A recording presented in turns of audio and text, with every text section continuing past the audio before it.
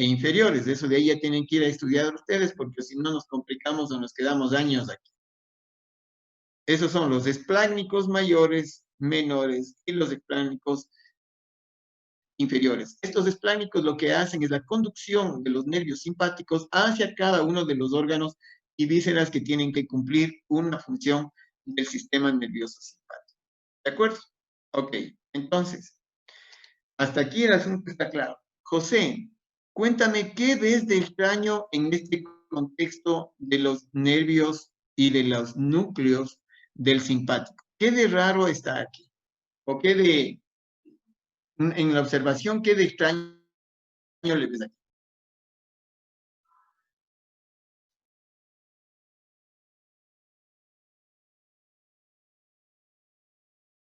¿Ves algo raro o nada? ¿O todo está así, normalito? Nada extraño.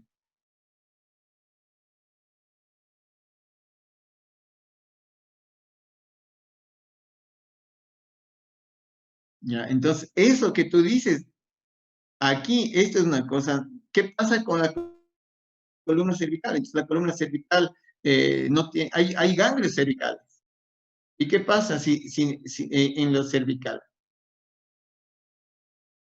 Pero el plexo se forma a partir de T1 y no existen núcleos de origen simpático en las cervicales, pero sí existen ganglios, el ganglio cervical superior, el ganglio cervical medio y el ganglio cervical inferior, que se une con el T1. ¿Cómo se llama este ganglio? Ricardo Arias, ¿cómo se llama el ganglio? Chuta. Chuta. Lisbeth, ¿cómo se llama el ganglio? Es famoso ese ganglio. Es un ganglio que van y hacen simpatectomía cuando tienen hiperhidrosis y un montón de patologías. ¿Cómo se llama ese ganglio, Cami? Negativo, tenemos que ir a estudiar. Entonces, ese es el famoso ganglio estrellado. ¿Ya? Este ganglio estrellado de aquí es el que inerva desde T1, da prolongación de fibras para formar los ganglios cervicales y de los ganglios cervicales se dirigen hacia los órganos. Entonces, primera observación, todos los núcleos del simpático están en la médula, en la asta lateral, excepto la cadena cervical, que nace desde T1 y se forman los tres ganglios cervicales, cervical superior, medio e inferior, ¿no es cierto? Entonces, eso para nosotros es muy importante tomar en consideración. Y eso sí es una característica importante que tienes que saber.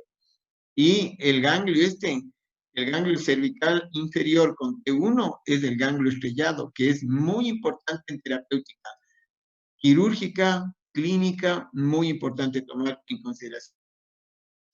¿Ok? Entonces, ¿qué es lo que nosotros hemos dicho? Que en la médula, aquí nosotros tenemos en el asta lateral de la médula, aquí tenemos los núcleos de formación del simpático. Entonces, ayúdame, Sheila, por favor, a recordar el trayecto del simpático. ¿Cómo es, Sheila? Bueno, o sea, una vez que ya sale del asta anterior, o sea, pasa muy cerca o al lado de la parte de la prolongación de la parte motora. Después va a hacer sinapsis en el ganglio. No pasa muy lado y muy cerca. Pasa con. Bueno, pasa con... Exacto. Es como que tú tienes en el trole como un cable en donde van los dos sistemas. Porque parecería que va cerca o va al lado, pero no va al lado, sino van juntas las fibras. ¿Sí me explico? Tengo una sola vaina en donde van las dos fibras. Ya. Ya, ok. Entonces, o sea, una vez que ya va a hacer sinapsis con el ganglio que se encuentra ahí y después va a hacer efecto con el órgano mediante los nervios esplénicos. Ya, ok, pero ahí sí te pasaste, pero de largo. Va a hacer sinapsis primero en el ganglio, a través del ramo comunicante blanco primero.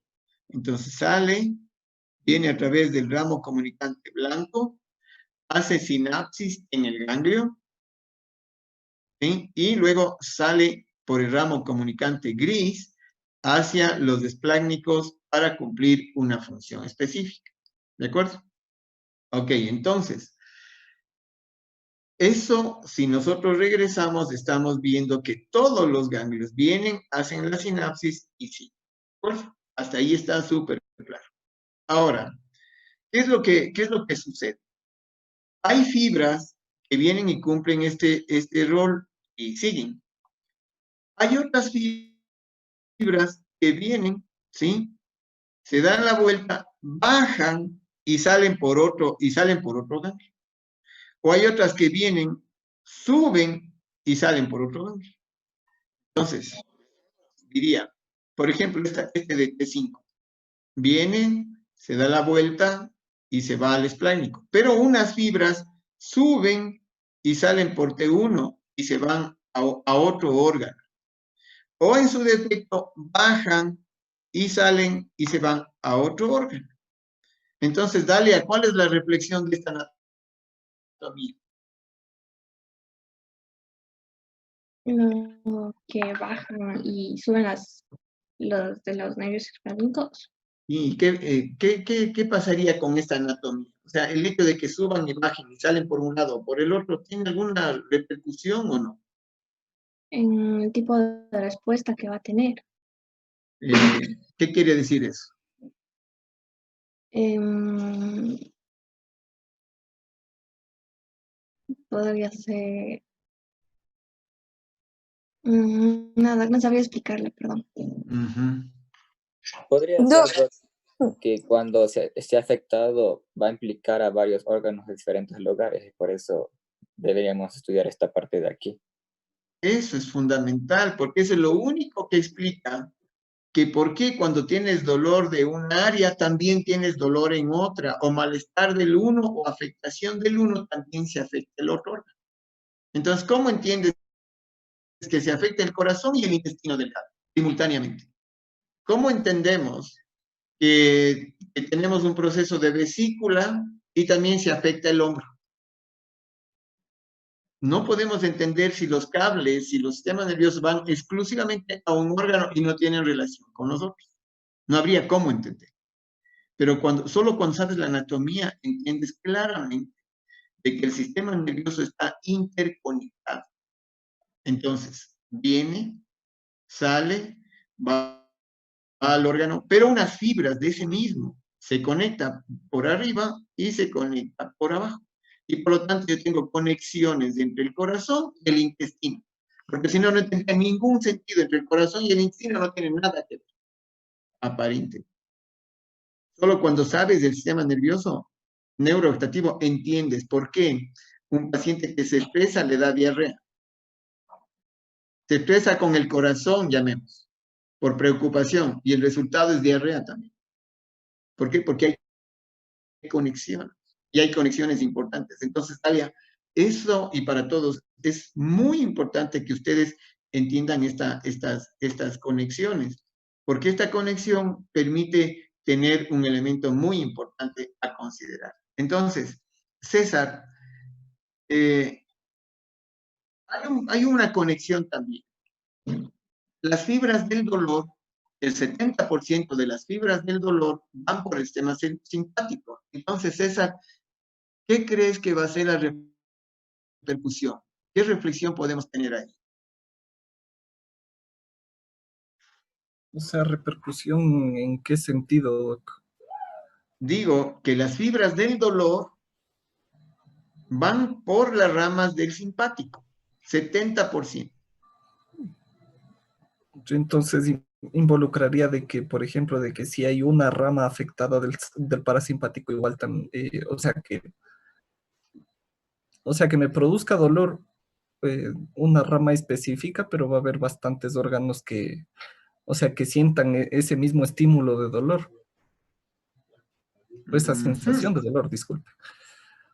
Entonces, puede pasar que yo tengo, mira, yo tengo conexiones, ¿ya?